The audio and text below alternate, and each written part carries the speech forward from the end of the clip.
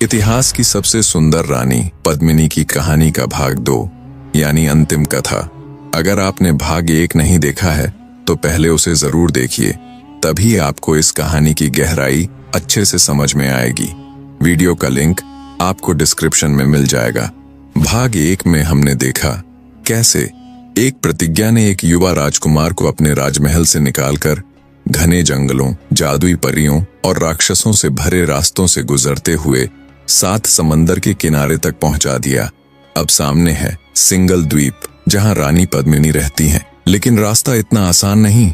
आगे क्या होगा? क्या राजकुमार अपनी प्रतिज्ञा निभा पाएगा या फिर यही होगा उसका अंतिम पड़ाव? चलिए अब शुरू करते हैं इतिहास की सबसे सुंदर रानी पद्मिनी का भाग 2। भयानक चेहरे, लंबे नुकीले दांत और भारी हथियार। राजकुमार ने अपनी विभूति की डिब्बी निकाली, एक चुटकी खाई और उसका शरीर अदृश्य हो गया। अब वह निर्भय होकर रक्षकों के बीच से निकल गया, पर उन राक्षसों का रूप देखकर उसके रोंगटे खड़े हो गए। हर एक के हाथ में लोहे की तलवारें और आंखों में एक ही प्यास, विनाश की। राजकुमार जानता था उसे कोई देख नहीं सकता, पर वह सबको देख सकता है। उसने पूरे नगर का चक्कर लगाया। नगर अनुपम सौंदर्य से भरपूर, हर गली सुगंधित फूलों से सजी, हर मोड़ पर गुलाब जल की बूंदें और लोग जैसे स्वर्ग से उतरे हों। राजकुमार मुग्ध था। क्या यह इंद्रपुरी है? राजकुमार पूरे नगर में घूमता रहा। उसका मन बहे जा रहा था इस स्वर्गिक दृश्य में। लेकिन तभी उसे अचानक ध्यान आया, मैं तो अदृश्य बन चुका हूँ, पर अपने असली रूप में वापस कैसे आऊंगा? यह सोचकर उसके चेहरे पर हल्की सी व्यंग्यात्मक मुस्कान आ गई। क्या अब सदा के लिए छाया बनकर घूमूंगा? वह परेशान होने लगा। उसकी हैरानी बढ़ती जा रही थी। तभी एक प्रकाश सा हुआ और बाबा, जिन्होंने उसे विभूति दी थी, सामने प्रकट हो गए। यह लो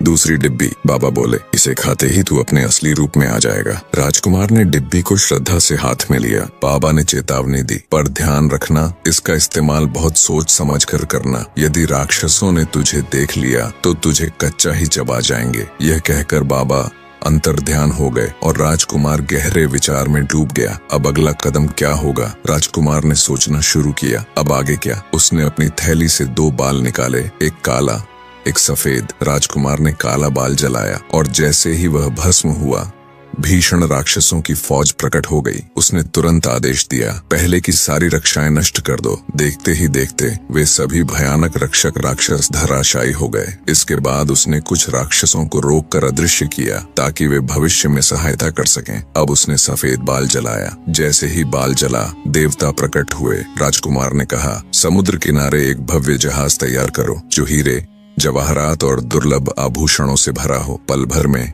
एक अद्वितीय चमचमाता जहाज तैयार हो गया। उसमें हर ओर कीमती पत्थरों, सोने चांदी और अनमोल आभूषणों का ढेर सजा हुआ था। यह दृश्य जिसने भी देखा हैरान रह गया। नगर में अफवाह फैल गई, विदेश से एक रहस्यमय धनी सौदागर आया है। लोगों की भीड़ उस जहाज के पास जुटने लगी। सभी यही पूछते, ये सब अचानक कैसे हुआ? ये खबर उड़ती उड़ती राजमहल तक पहुंच गई। जब पद्मिनी ने यह सुना, उसका मन उत्सुकता से भर उठा। उसने दासियों से कहा, उस व्यापारी को मेरे समक्ष लाया जाए। राजकुमार तो स्वयं यही चाहता था। वह दूत व्यापारी के रूप में राजमहल पहुंचा। वहां का वैभव देखकर वह मंत्रमुग्ध रह गया। दीवारों पर सोने की नक्काशी, फूलों से सजी गलियां और रंगीन फव्वारों की महकती हवा, जैसे किसी इंद्रपुरी में आ गया हो। महल चारों ओर से सुरक्षा से घिरा था, पर दूध सप्लाई के कारण उसे बिना किसी संदेह के भीतर जाने की अनुमति मिल गई। जब वह पद्मिनी के कक्ष में पहुंचा, उसने विनम्रता से सिर झुकाकर प्रणाम किया। पद्मिनी ने उसे बैठने का संकेत किया। उसके चेहरे पर सौम्य मुस्कान थी।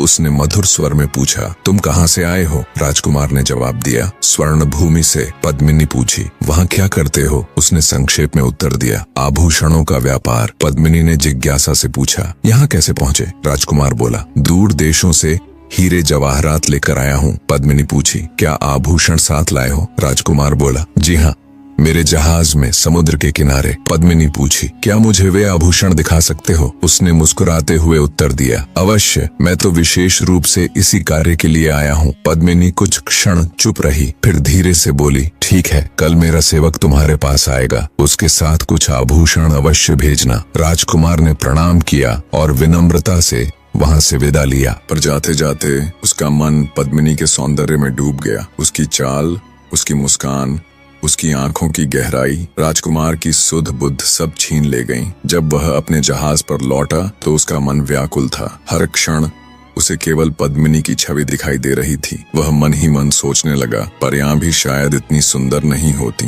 जितनी पद्मिनी है। उसके अंग प्रत्यंग से सौंदर्य झलकता था, मानो चांदनी भी उसके सौंदर्य के आगे झुक जाए। अब न उसे भूख थी, न प्यास, न ही नींद। वह बिस्तर पर पड़ा रहा, पद्मिनी की यादों में डूबा, हर सांस में उसकी झलक बुनता हुआ। तभी अचानक उसने देखा कि खड़ाऊ वाले बाबा उसके सामने खड़े हैं, गंभीर निगाहों से उसकी ओर देख रहे थे। राजकुमार उठने को हुआ, पर जैसे शरीर में जान ही नहीं रही। बाबा बोले, क्या तुम यहाँ आहें भरने आए हो? क्या अपने उद्देश्य को भूल चुके हो? जो अपना लक्ष्य भूल जाता है वो धीरे धीरे पतन की ओर बढ़ता है। यहाँ ज्यादा देर रुकना ठीक नहीं। कौन जानता है अगली मुसीबत कब आ जाए। अब उठो और अपने कर्म को पूरा करो। इतना कहकर बाबा अंतर्ध्यान हो गए। राजकुमार ने सर झटका और आत्मबल के साथ उठ खड़ा हुआ, पर पद्मिनी की मोहिनी छवि उसके मन से निकले इतना आसान भी न था। पूरा दिन उसने पद्मिनी की यादों में खोकर बिता दिया। जैसे ही रात गहराई, एक झटका सा आया उसे। अरे, कल तो पद्मिनी का दूत आने वाला है, मुझे आभूषणों के साथ तैयार रहना है। वह फौरन उठा, अलमारियां खोली और एक एक करके चुनिंदा आभूषण बाहर निकालने लगा। पर बात सिर्फ आभूषणों की नहीं थी, बात थी पद्मिनी के दिल को छू जाने की। उसने वही आभूषण चुने जो अप्सराएं धारण करती हैं। सोने का हार, मोतियों की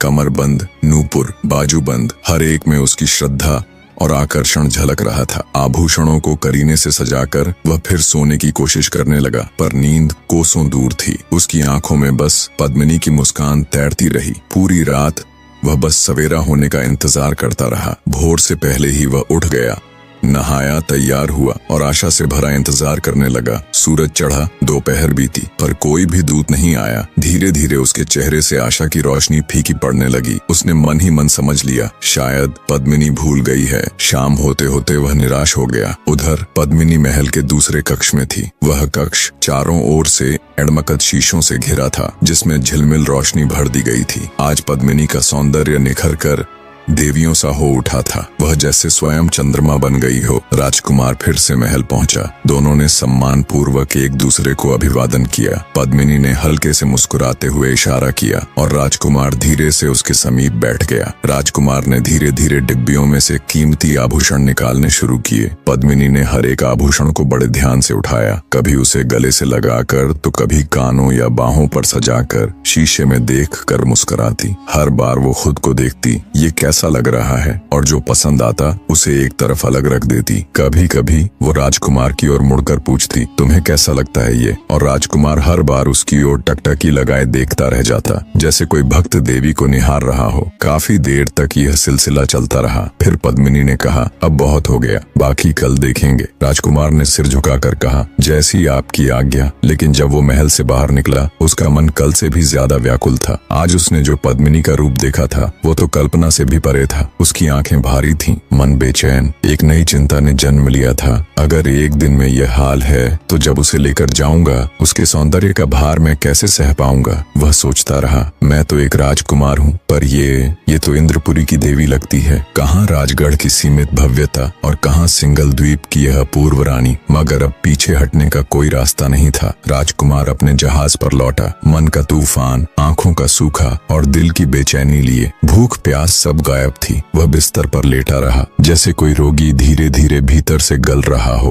कभी वह खुद से बातें करता, कभी अपनी ही आवाज से डर जाता, कभी धीमी फुसफुसाहट तो कभी अचानक तेज चीख। वह खुद नहीं समझ पा रहा था, मुझे ये क्या हो रहा है। इसी उथल पुथल में अगले दिन पद्मिनी का दूत आया। दोपहर से पहले ही राजकुमार महल पहुंच गया। जब पद्मिनी ने उसके लाए अलौकिक आभूषणों को देखा तो वह अवाक रह गई। ऐसे आभूषण मैंने कभी नहीं देखे। वह एक एक करके उन्हें देखती गई और अपने पास जमा करती गई, मगर तभी उसका ध्यान गया, ये सब अधूरे हैं। जोड़ीदार आभूषणों में से ज्यादातर अकेले हैं। उसने सवाल किया, ये अधूरे क्यों हैं? राजकुमार ने शांत स्वर में उत्तर दिया, जहाज पर आभूषणों का भंडार भरा पड़ा है। मैं चाहता था कि आप पहले अपनी पसंद बता दें, फिर मैं उनकी जोड़ियां पूरी करवा दूं। पद्मिनी ने हल्के व्यंग्य से कहा, तुमने ये क्यों सोचा? राजकुमार मुस्कुराया, क्योंकि क्योंकि मेरी इच्छा है कि आप एक बार पूरा खजाना खुद जाकर देखें। अगर आप अनुमति दें तो कृपया एक बार मेरे जहाज पर पधारें। पद्मिनी थोड़ी देर सोच में डूब गई, परंतु अंत में उसने हामी भर दी और राजकुमार की योजना पहली बार फल लाने लगी। राजकुमार ने विनम्रता से पद्मिनी से विदा ली और अपने जहाज पर लौट आया। नियत समय पर पद्मिनी अपनी सेविकाओं के साथ जहाज पर पहुंची। वहां चारों तरफ हीरे जवाहरात,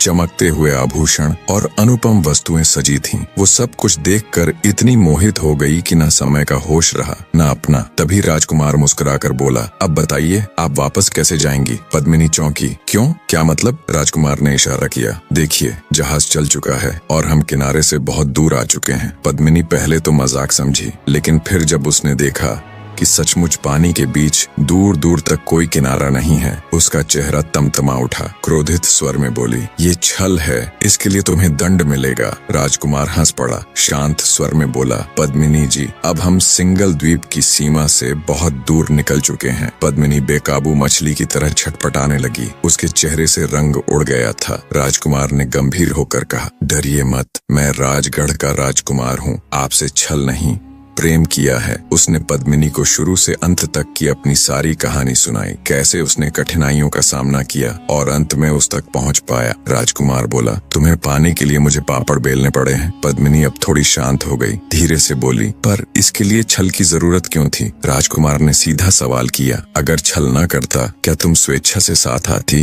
पद्मिनी ने कोई उत्तर नहीं दिया। जो होना था वो हो चुका था। अब भाग्य से समझौता करने के सिवा और कुछ न था। धीरे धीरे वो हिरणी सी सकुचाती हुई राजकुमार के पास आकर बैठ गई। जहाज तेजी से आगे बढ़ रहा था। पद्मिनी भीतर से टूटी हुई थी। न आवेश संभल रहा था, न आवेग। उसे कुछ भी सूझ नहीं रहा था। मन एकदम अस्थिर था, सोचना तक मुश्किल हो रहा था। तभी जहाज हिलने लगा, हवा तेज हो गई, लहरें उठने लगीं। समुद्री तूफान आ गया था। बड़ी बड़ी लहरें जहाज से टकरा रही थीं। पद्मिनी भयभीत होकर राजकुमार से लिपट गई। राजकुमार ने धीरे धीरे उसकी पीठ थपथपाई और कहा, घबराओ मत, अब तुम्हारी रक्षा मेरी जिम्मेदारी है। उसकी आवाज में आत्मविश्वास था और वो आत्मविश्वास पद्मिनी के डर को धीरे धीरे शांत कर रहा था। जहाज पर सिर्फ वो दोनों ही थे। फिर अचानक एक अजीब सा स्वर गूंजा। वो कौन था? पता चला एक तोता और एक मैना आपस में बातें कर रहे थे। तोता बोला, कह कुछ। मैना बोली, कल मेरी जान तो बाल बाल बची। तोता चौंका, क्या हुआ? मैना बोली, क्या बताऊं, ये इंसान अब हमारे लिए खतरा बन चुके हैं। जमाना बहुत खराब हो गया है। राजकुमार चुपचाप उनकी बातें सुन रहा था। मैना की आंखें भर आईं। वो उदास स्वर में बोली, आदमी ने हमारा जीना हराम कर दिया है। हर वक्त हमारी जान लेने पर तुला रहता है। कल मैं एक पेड़ पर बैठी थी, अगर समय रहते न उड़ती तो जान गई होती। तोता चौंक गया, बोला, जाको राखे सैया, मार सके न कोई। मैना हल्के स्वर में बोली, मर भी जाती तो क्या, अब मेरे लिए रोने वाला कौन है? बच्चे बड़े होकर न जाने कहाँ चले गए, अब तो बस ये बूढ़ी जान ही बची है। तोता बोला, मैना इतनी दुखी क्यों होती हो? जिसका कोई नहीं होता उसका भगवान होता है। कुछ देर दोनों चुप हो गए। फिर मैना धीरे से बोली, क्या कहूँ, चारों तरफ बस दुख ही दुख है। इस जहाज पर दो बड़े प्यारे लोग हैं। लेकिन वो अचानक खामोश हो गई। तोता तुरंत व्यग्र होकर बोला, रुक रुक के क्यों बोल रही हो? साफ साफ कहो, उन्हें क्या होने वाला है? मैना ने गहरी सांस ली और बोली, कल सुबह जब जहाज किनारे लगेगा तो वजीर का लड़का इनका स्वागत करेगा। वो इन्हें एक सुंदर घर में ठहराएगा, लेकिन जैसे ही वे अंदर जाएंगे वो घर भर भरा कर गिर जाएगा और ये दोनों उसी में दबकर मर जाएंगे। तोते की आवाज कांप गई, हे भगवान, इतना भयानक अंत, क्या कोई उपाय नहीं है बचने का? मैना बोली, उपाय है। अगर कोई सुन रहा हो तो उन्हें उस घर में ठहरने से पहले सावधान कर दे, वरना दोनों की मृत्यु निश्चित है। तोता हाँफते हुए बोला, फिर उसके बाद सब ठीक रहेगा? मैना बोली, नहीं, मुसीबत कभी अकेली नहीं आती। जब राजकुमारी अपने जूते पहनेगी तो उसमें छिपा सांप उसे डस लेगा। अगर कोई पहले ही जाग जाए तो उस सांप को मारकर बचा सकता है। तोता थरथरा उठा, हे भगवान, और कुछ भी बचा है? मैना ने सिर झुकाकर कहा, एक आखिरी संकट और है। ये दोनों एक उड़ान खटोले में बैठेंगे जो उड़ते ही ऊपर जाकर टूट जाएगा और दोनों नीचे गिरकर मर जाएंगे। अगर कोई उन्हें समय रहते रोक दे तो तीनों संकट टल सकते हैं हैं और उसके बाद इनकी जिंदगी में सिर्फ आनंद ही आनंद होगा। तोते ने गहरी सांस ली, मानो सैकड़ों बोझ दिल से उतर गए हों। राजकुमार जो दूर बैठा मैना की बातें ध्यान से सुन रहा था, अब बुरी तरह से हर उठा। हर एक बात सीधी उसकी और पद्मिनी की जिंदगी से जुड़ी थी, लेकिन वो अब तैयार था। अब उसे सिर्फ पद्मिनी की रक्षा करनी थी, हर हाल में। धीरे धीरे सवेरा होने लगा, तोता मैना उड़ गए और किनारा भी अब नजदीक आ गया था। जहाज जैसे ही किनारे पर रुका, वजीर का लड़का पहले से वहां खड़ा था। राजकुमार ने मुस्कुराकर पद्मिनी से कहा, यह मेरा मित्र है जिसने समुद्र की इस यात्रा में मेरा हर संकट में साथ दिया। राजकुमार वजीर के लड़के और पद्मिनी को लेकर उस जगह पहुंचा जहां उनके रुकने की पहले से व्यवस्था थी। भवन भव्य था, लेकिन राजकुमार को मैना की बात याद थी। वह बोला, नहीं, हम यहाँ नहीं ठहर सकते, कोई दूसरा भवन देखो। वजीर के लड़के ने कहा, मैंने पूरा क्षेत्र देखा है, ये सबसे अच्छा भवन है। लेकिन राजकुमार अडिग रहा। आखिरकार एक और छोटा सा भवन पास में मिल गया और सब वहीं रुक गए। रात बीती। आधी रात के बाद भयंकर गड़गड़ाहट हुई। वजीर का लड़का बाहर दौड़ा। वही पुराना भवन ढह चुका था, मिट्टी में मिल चुका था। उसे देखते ही राजकुमार का चेहरा गंभीर हो गया। पहला संकट टल गया था। पद्मिनी गहरी नींद में थी, लेकिन राजकुमार अब भी मैना की भविष्यवाणी को याद कर जाग रहा था। भोर होने से ठीक पहले एक काला जहरीला सांप सरसराता हुआ कमरे में घुसा और पद्मिनी के जूते में कुंडली मारकर बैठ गया। राजकुमार ने बिना समय गंवाए तलवार खींची। एक वार में सांप के 2 टुकड़े कर दिए। दूसरा संकट भी टल गया। कुछ देर बाद पद्मिनी जागी। उसके चेहरे पर मुस्कान लौट आई। राजकुमार ने भी मुस्कुराकर उसके बालों में उंगलियां फिराईं। सारी रात की बेचैनी अब शांति में बदल चुकी थी। अब वजीर के लड़के ने उड़ान खटोले से यात्रा का प्रस्ताव रखा। खटोला मंगवाया गया, लेकिन राजकुमार ने साफ मना कर दिया, नहीं, हम जमीन के रास्ते जाएंगे। वजीर का लड़का नाखुश हुआ, पर कुछ कह नहीं सका। कुछ और लोग उस खटोले में बैठ गए। थोड़ी ही देर में उड़ान खटोला ऊपर जाकर टूटा और नीचे गिर गया। सभी यात्री मारे गए। राजकुमार की आंखों में सिहरन दौड़ गई। तीसरा संकट भी टल गया था। अब यात्रा एक नई दिशा में थी। राजकुमार बोला, पद्मिनी, हम अब एक ऐसे बाबा के आश्रम में जा रहे हैं जिनके हृदय में प्रेम का सागर है, जिनकी दी हुई खड़ाऊ पहन मैं समुंदर पार कर पाया। पद्मिनी चकित रह गई। अब तक जो रहस्य छुपा था वो सामने था। उसने कहा, ऐसे संत ही सच्चे मार्गदर्शक होते हैं जो दूसरों के दुख को अपने अंदर खींच लेते हैं। वो चुप हो गई। उसकी आंखों में अब करुणा की चमक थी। आखिरकार आश्रम नजदीक आ गया। राजकुमार और पद्मिनी जैसे ही पहुंचे, बाबा मुस्कुराते हुए बाहर आए। वो राजकुमार को देखकर पुलकित हो उठे। इतनी देर कैसे हो गई बेटा? मैं कब से राह देख रहा था। बाबा ने बड़ी ममता से दोनों का स्वागत किया और उन्हें आश्रम के सबसे विशेष कक्ष में ठहराया। एक कक्ष जिसे दीवारों की जगह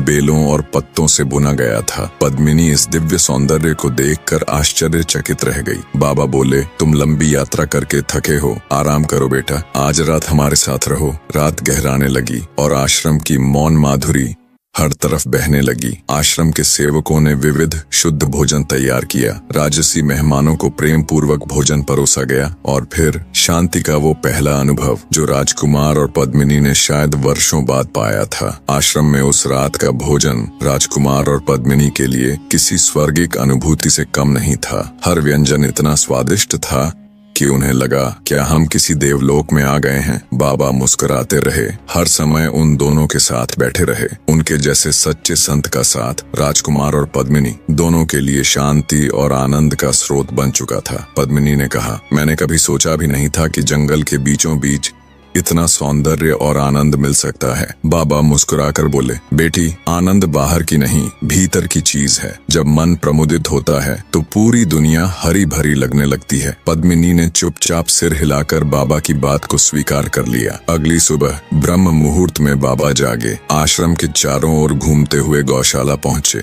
गायों के पास गए, प्यार से उन्हें सहलाया। उसी वक्त राजकुमार और पद्मिनी भी जाग कर बाहर आ गए। बाबा ने हंसते हुए कहा, पद्मिनी, इस आश्रम में तुम एक भी बबूल का पेड़ नहीं पाओगी। और देखो, जब हम गायों को स्नेह से छूते हैं तो उनके थनों से दूध अपने आप बहने लगता है। पशु पक्षी और पेड़ पौधे भी प्रेम के भूखे होते हैं। पद्मिनी ने इधर उधर देखा, सचमुच एक भी कांटेदार पेड़ नहीं था। और जब बाबा ने गाय की पीठ पर हाथ फेरा, उसके थन से दूध की धारा बहने लगी। पद्मिनी की आंखें फैल गईं। ये दृश्य उसके लिए कल्पना से भी परे था। राजकुमार और पद्मिनी ने सोचा था कि वे एक दिन रुकेंगे, लेकिन बाबा के प्रेम ने उन्हें 4 दिन रोक लिया। आश्रम का शांत वातावरण, बाबा की ममता भरी बातें और पेड़ों की छांव में बीते दिन, पद्मिनी का मन वहीं रमा हुआ था। जब विदा लेने का समय आया, उसकी आंखें भर आईं। राजकुमार ने उसका हाथ थामा, दोनों ने बाबा से आशीर्वाद लिया और आगे की यात्रा शुरू की। अब राजगढ़ दूर नहीं था, लेकिन जैसे ही वे आगे बढ़े,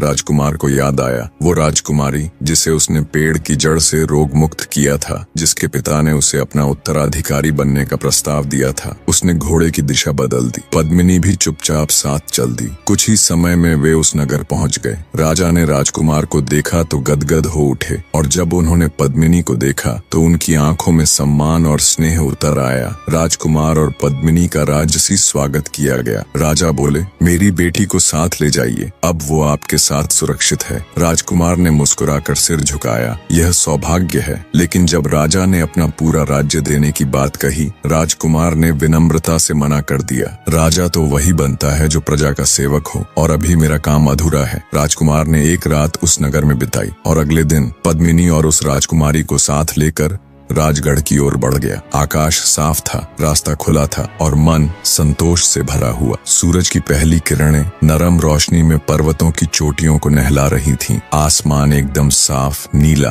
और पंछियों का कलरव जैसे किसी मधुर राग की तरह वातावरण में घुला हुआ। सारा वातावरण शांति से भीग चुका था। राजगढ़ अब भी दूर था, लेकिन रास्ते की सुंदरता हर कदम को रोक रही थी। पद्मिनी ने एक हरी घास की चादर को निहारते हुए राजकुमार का हाथ थामा, मुस्कुराई और बोली, अगर आदमी इतना निर्मल हो जाए तो धरती पर भी स्वर्ग उतर सकता है। उसका चेहरा चमक रहा था, मानो इंद्रलोक की कोई देवी धरती पर उतर आई हो। राजकुमार को लगा इतनी ऊंचाई पर चलकर पद्मिनी थक जाएगी, तो उसने कहा, तुम घोड़े पर बैठ जाओ, पैरों में दर्द हो जाएगा। पद्मिनी मुस्कुराई और बोली, क्यों, क्या तुम मुझे इस आनंद से वंचित करोगे? उसके शब्द सुनते ही पर्वत की चोटी पर खड़ा सूरज जैसे और तेज चमक उठा। राजकुमार के दिल में हलचल। उसे वो दिन याद आया जब इन्हीं पहाड़ों को चुपचाप अकेले पार कर गया था। लेकिन आज उसके साथ एक उजास थी, पद्मिनी, जिसके साथ अंधकार की कोई जगह नहीं बची। दोनों घोड़े पर सवार हुए। पर्वत पार कर जैसे ही मैदान में पहुंचे,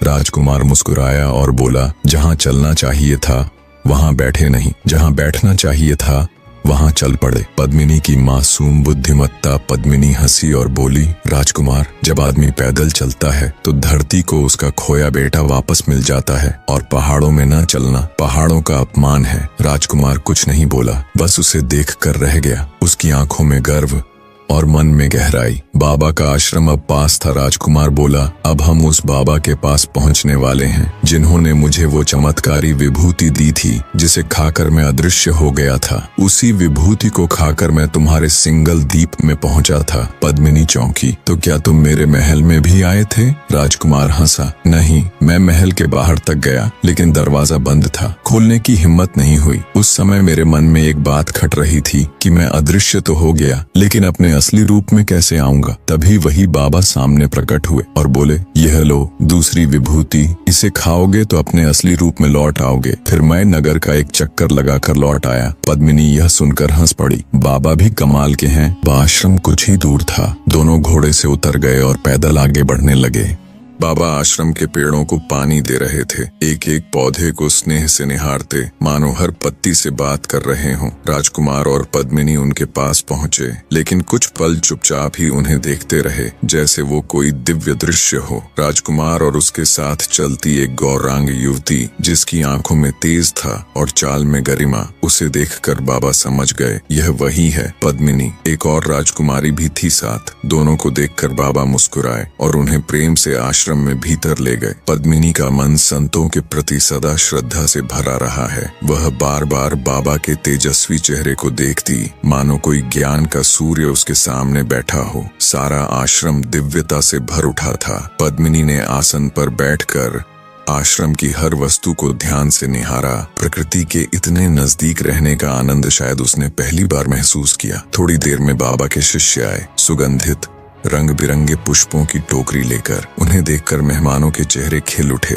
बाबा बोले, यही है हमारी सच्ची संपत्ति, ये पुष्प, ये भाव, यही वैभव है। पद्मिनी ने तुरंत सिर झुकाया, बाबा के चरणों में प्रणाम किया। बाबा, इससे मूल्यवान धन दौलत क्या होगी? राजकुमार ने जाते जाते एक बार पूरे आश्रम को देखा। शायद हमारे पूर्वजों के तपोवन ऐसे ही होते होंगे, और ऐसे ही होते होंगे उनके संचालक, जिनके भीतर अमृत जैसा स्नेह भरा होता था। पद्मिनी ने कहा, मैं तो जैसे अमृत से भरे सरोवर में स्नान कर रही हूँ। उनका मन नहीं कर रहा था यहाँ से जाने का, लेकिन राजगढ़ अब पुकार रहा था। बाबा स्वयं उन्हें आश्रम के जलाशय तक छोड़ने आए। उन्होंने आशीर्वाद देते हुए कहा, कभी प्राचीन काल में आर्षि कण्व ने इसी प्रकार राजा दुष्यंत को विदा किया था। राजकुमार और पद्मिनी आश्रम को नमन करके अगली यात्रा की ओर बढ़ चले। अब राजकुमार को याद आया, उस अंगूठी ने मुझे कई बार बचाया, लेकिन अगर किसी संकट में पद्मिनी आई तो उसे खुद से जवाब मिला, जैसे अब तक सारे संकट मिटे, आगे भी राह निकल आएगी। घोड़ों की चाल तेज हो गई और थोड़ी देर बाद एक बस्ती की इमारतें सामने थीं। राजकुमार ने कहा, वही नगरी आ गई जहाँ मैंने एक रात बंदी बनकर बिताई थी। नगरी में प्रवेश करते ही वे उस घर की ओर बढ़े जहाँ कभी राजकुमार कैद था। इस बार घर के बाहर न कोई भय था, न कोई रहस्यमयी गुड़िया। एक युक्ति द्वार पर खड़ी थी, चेहरे पर सच्चा स्नेह लिए वह दौड़ते हुए आई। राजकुमार को देखकर बोली, मैं कब से तुम्हारी राह देख रही थी। फिर उसकी नजर पद्मिनी पर गई और मुस्कुराते हुए बोली, तो आप ही हैं पद्मिनी जी, आइए बहन, अपने घर में आइए। उसने दूसरी राजकुमारी को भी आदर से बुलाया। घर के भीतर ले जाकर जादूगरनी ने उनकी अभगत की। व्यंजन परोसे गए, गंध और स्वाद से भरे हुए। राजकुमार चुप था, उसके मन में पुरानी यादें लौट रही थीं। जिस घर में कभी बंधन था, आज वही घर अपनत्व से भर गया है। वातावरण पूरी तरह बदल चुका था। भोजन करके युक्ति ने कहा, आप लोग थके होंगे, रात भर विश्राम कर लो। राजकुमार ने जब विदा होने से पहले बाल लौटाने चाहे, युक्ति मुस्कुराकर बोली, अब मुझे इनसे क्या लेना देना, मेरी मनोकामना पूरी हो गई। राजकुमार ने कुछ नहीं कहा, लेकिन उसने उन बालों को फेंका नहीं। उन्हीं की बदौलत तो उसे पद्मिनी और इतनी बड़ी सफलता मिली थी। उसने उन्हें आदर पूर्वक एक ओर रख दिया। अगली सुबह युक्ति ने स्वयं उन्हें जगाया। राजकुमार और पद्मिनी जब बाहर आए तो युक्ति की आंखें भीगी हुई थीं। उसने हाथ जोड़कर विदा ली और राजकुमार पद्मिनी के साथ रवाना हो गई। चलते चलते राजकुमार को वजीर के बेटे की याद आ गई, जिसने अपनी जान दांव पर लगाकर उस जादुई नगर में रात बिताई थी। काश वो आज हमारे साथ इस सुख का दिन देख पाता, लेकिन नहीं, वो पहले ही राजगढ़ भेजा जा चुका था ताकि वहाँ हमारे स्वागत की तैयारी कर सके। पद्मिनी और युक्ति के बीच बातें हुई। पद्मिनी ने पूछा, तुम इस काम में कैसे पड़ गए? युक्ति ने उत्तर दिया, मुझे याद नहीं ये सब कब शुरू हुआ, पर मेरी माँ ने मेरे पिता को वैसे ही पकड़ा था जैसे मैंने तुम्हें। मेरे पिता भी धवनगढ़ के राजकुमार थे। माँ को सिद्धि प्राप्त थी, वो किसी को भी जैसे चाहे वैसा बना सकती थी। सबसे आसान होता था किसी को मक्खी बना देना। रूप बदलते ही शरीर का तेज जाता रहता। हमारे पास से भागने की इच्छा न रखे तो अच्छा। माँ तो आदमी को कुत्ता बना देती थी, जो बेचारे दिन भर भौंकते रहते। हाँ, अगर तुम उन्हें उस हाल में देखती तो तुम्हारा कलेजा कांप जाता। पर हमारी दया ममता बहुत पहले मर चुकी थी। फिर एक ठंडी सांस लेकर बोली, मुझे खुशी है कि अब उस घिनौने काम से मेरा पिंड छूट गया है। राजकुमार धीरे धीरे कोई मीठा लोकगीत गुनगुना रहे थे। पद्मिनी सुन रही थी चुपचाप। उसके चेहरे पर भावनाओं की लहरें थिरक रही थीं। सूरज की किरणें जैसे उनके साथ चल रही थीं। यात्रा आनंद से भरी थी। दोपहर तक वे एक शांत जलाशय के पास पहुंचे, जहां साफ पानी में पक्षी किलोल कर रहे थे। राजकुमार ने घोड़ा रोका और कहा, आगे घना जंगल है, यहीं खाना खा लेते हैं और थोड़ा विश्राम भी कर लें। वे एक छायादार वृक्ष के नीचे बैठे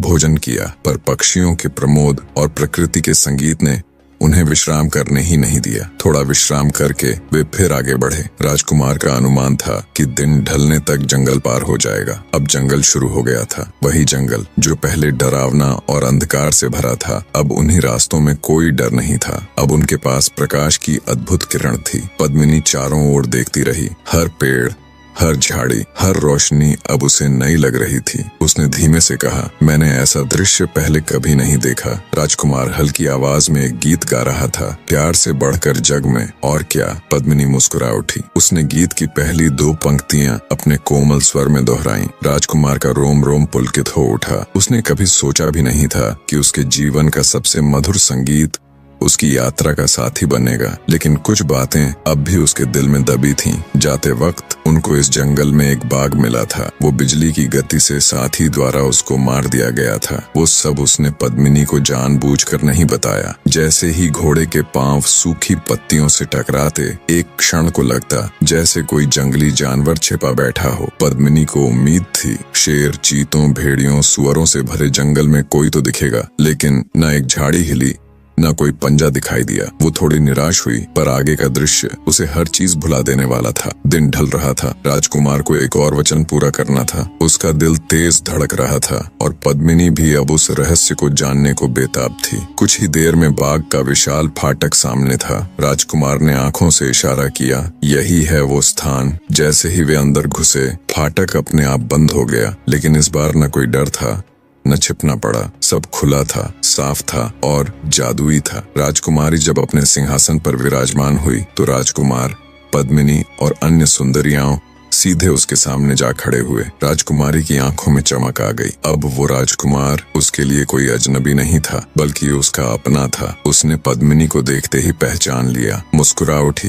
राजकुमार ने एक और सुंदर स्त्री का परिचय दिया। राजकुमारी ने उसका भी स्वागत किया। अब वो बाग उन अनमोल मेहमानों की उपस्थिति से और भी जगमगा उठा। राजकुमारी ने स्वयं उनके ठहरने की व्यवस्था कर दी थी। उसने मुस्कुरा कर कहा, मुझसे मिलने और मुझे विदा देने के लिए मेरी सखियां बहुत आतुर हैं। कल सभी एक साथ इस बाग में इकट्ठी होंगी। परसों हम लोग यहाँ से प्रस्थान करेंगे। राजकुमार ने प्रसन्नता से सिर हिला दिया। पद्मिनी भी मौन रहकर सब कुछ महसूस कर रही थी, मानो उसका मन अब हर क्षण को संजो लेना चाहता हो। अगले दिन बाग की शोभा देखने लायक थी। दूर दूर से आई सभी छोटी बड़ी परियां इकट्ठी हो चुकी थीं। इंद्रलोक मानो इस धरती पर उतर आया हो। राजकुमार ने सबका मन मोह लिया था और पद्मिनी, उसने तो जैसे सब पर जादू कर दिया था। उसके सौंदर्य को देखकर परियां भी अभिभूत हो उठी, अपनी आंखें नीची कर लीं। वो उनके बीच अमोद भरी मुद्रा में घूम रही थी। अब उसके जीवन में एक नया मोड़ आ चुका था, जहाँ डर और चिंता की जगह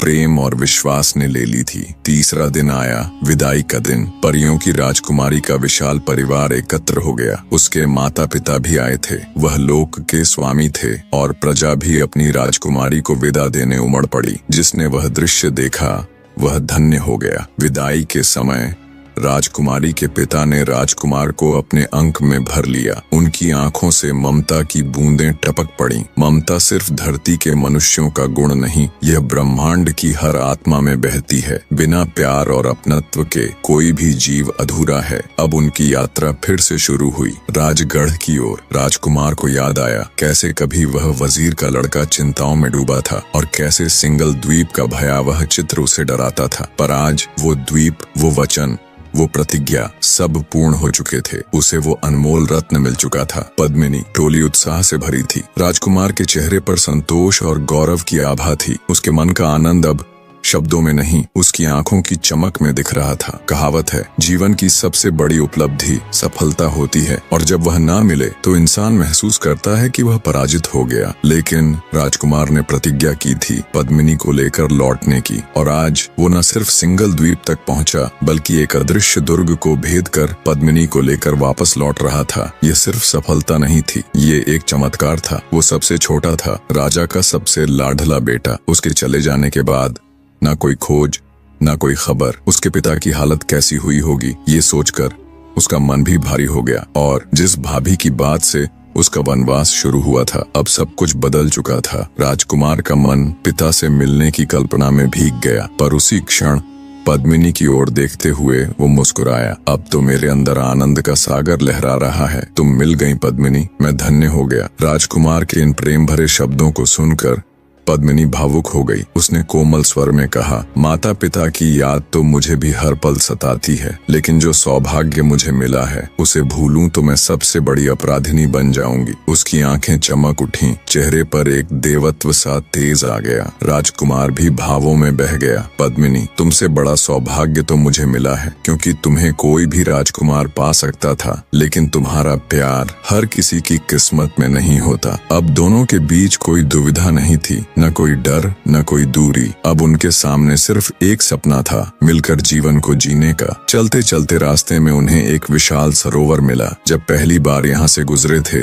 राजकुमार चिंताओं में डूबा था, लेकिन आज उसका मन हल्का था। उसके दिल में उमंग थी। सरोवर की लहरों पर पक्षी क्रीड़ा कर रहे थे, कमल के फूल खिले थे और पास ही एक सुंदर बाग मुस्कुरा रहा था। राजकुमार ने कहा, आओ कुछ देर यहीं रुकते हैं, स्नान करते हैं, कुछ खा पी लें, ताकि जब हम राजगढ़ पहुँचें तो ताजगी के साथ एक नई शुरुआत करें। पद्मिनी और बाकी सभी ने सहमति में सिर हिला दिया। वे सरोवर में उतरे। कमल की पंखुड़ियों ने जैसे उन्हें आशीर्वाद दिया। पक्षी उनके सौभाग्य पर ईर्ष्या करने लगे। सरोवर तक धन्य हो गया कि आज उसे इतना दिव्य संग मिला। स्नान के बाद उन्होंने मिलकर सादगी से भरा भोजन किया, पर उसमें स्वाद मन की शांति और प्रेम से कहीं ज्यादा था। पद्मिनी ने अपने हाथों से पक्षियों को भी दाना खिलाया। प्रकृति मानो उनके आनंद में शरीक हो गई थी। सूरज सिर पर आ गया था, लेकिन उनके मन में अब कोई थकान नहीं थी, केवल एक इंतजार अपने घर लौटने का। वो चल पड़े। राजकुमार ने मुस्कुराकर कहा, दिन ढलने से पहले हमें राजगढ़ पहुँच जाना चाहिए। रास्ते के खेत खलिहान, कभी झाड़ियों में उड़ते परिंदे,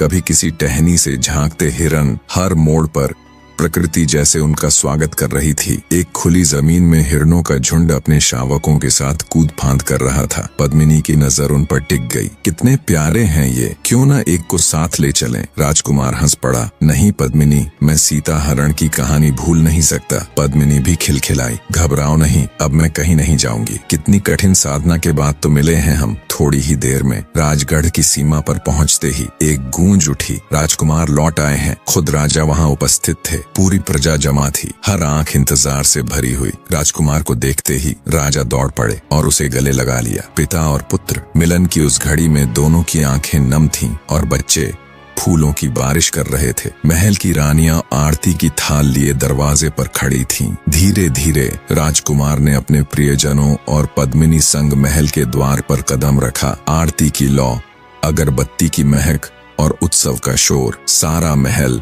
रोशनी से जगमगा उठा। थोड़ी ही देर में राज दरबार प्रजा से भर गया। राजकुमार ने जब चारों राजकुमारियों संग प्रवेश किया, पूरी सभा भाव विभोर हो गई। जिस दरबार ने उसे लंबे समय तक मिस किया था, अब वह दोबारा चमक उठा। हर राजकुमारी को अपने अपने पुराने महलों की याद आई, लेकिन फिर उन्हें एहसास हुआ कि अब वो महल पराए हो चुके हैं। अब उनका घर राजकुमार का दिल है। छोटी भाभी अब भी संकोच में थी। वो कैसे नजर मिलाए जिसके शब्दों ने राजकुमार को भगा दिया था। पर राजकुमार खुद उनके कक्ष में गया, पैरों पर झुककर आशीर्वाद लिया। दोनों की आंखें भर आईं। भाभी, राजकुमार बोला, अगर आपने वो ताना नहीं दिया होता तो पद्मिनी मुझे कभी नहीं मिलती। आपका ये एहसान कभी नहीं भूलूंगा। भाभी के होंठ कांपे, आंखें गीली हो गईं। तुमने पद्मिनी को लाकर महल को सचमुच जगमगा दिया है। शुभ मुहूर्त निकाला गया और फिर बड़ी धूमधाम से विवाह संपन्न हुआ। राजकुमार को एक नहीं बल्कि 4 अद्वितीय राजकुमारियां मिली। प्रेम, साहस, भक्ति और सुंदरता, चारों स्वरूपों में जीवन संगिनी बनकर राजमहल सिर्फ दियों से नहीं, प्रेम और आशीर्वाद की रोशनी से भर उठा। भाग 1 देखने के लिए दाएं वीडियो पर क्लिक करें। बाएं वीडियो आपको सोच में डाल देगा। एक राक्षस जो खूबसूरत लड़कियों को अपनी गुफा में ले जाकर उनके साथ गलत काम करता था और जो भी उसे मारने की कोशिश करता वो पत्थर बन जाता था। बाएं वीडियो पर क्लिक करके जानिए उस राक्षस को आखिर मारा कैसे गया। ऐसी ही रहस्यमय और रोमांचक कहानियों के लिए हमारे चैनल को सब्सक्राइब करें और इस वीडियो को लाइक जरूर करें।